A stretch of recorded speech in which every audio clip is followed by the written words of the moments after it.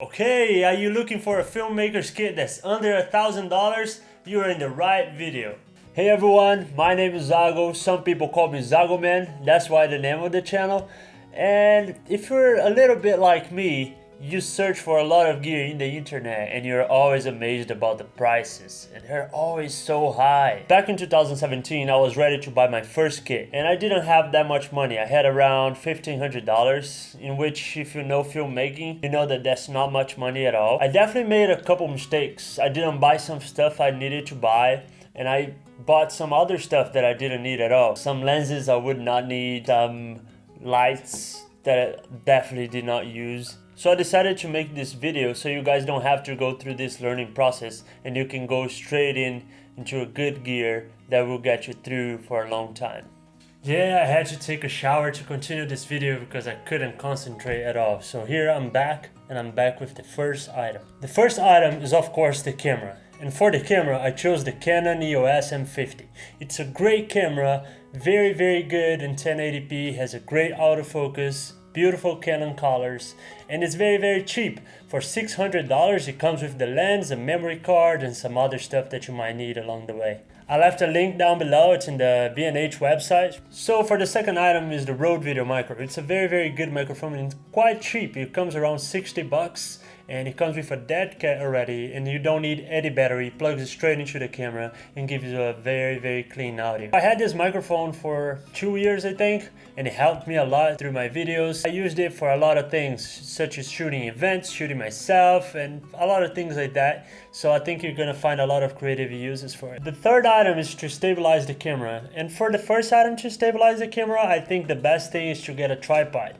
You can use the tripod for many things, and one of the things about this tripod that I linked, which is the G-Kodo 77 inches, you can use it as a monopod as well. So you can do videos with very nice, like, move in and out shots and like pan side to side. It's pretty good. This tripod comes around 80 bucks on Amazon. I saw some reviews on it. That's not the tripod I currently own. I own a Manfrotto B-Free tripod, but that tripod is a little over our budget. So that one was a pretty good review on Amazon, and I believe it's gonna be really good for you. And for this camera setup, it's perfect. The fourth item is the Tiffany variable ND filter. The variable ND filter is something that's gonna keep your shutter low when it's bright outside, because generally you want your shutter to be double what your frame rate is. So my frame rate right now is 24, and ideally I would shoot at 48 frames a second, but as I cannot do that, I shoot around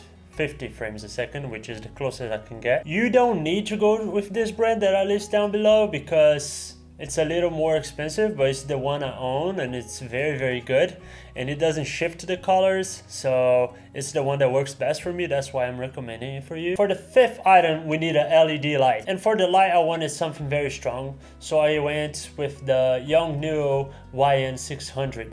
It's a very strong light. It has a relatively narrow beam of light, which makes it better for us to modify it if we need. And I first found out about this light in Caleb Pike's video talking about lights that are under $100, and he's very good. He knows a lot about lights. I'm gonna link his video right here. And if you're interested in filmmaking in a budget and that kind of stuff, you should check his channel. His channel is amazing. I learned a lot of things in there and I apply still nowadays.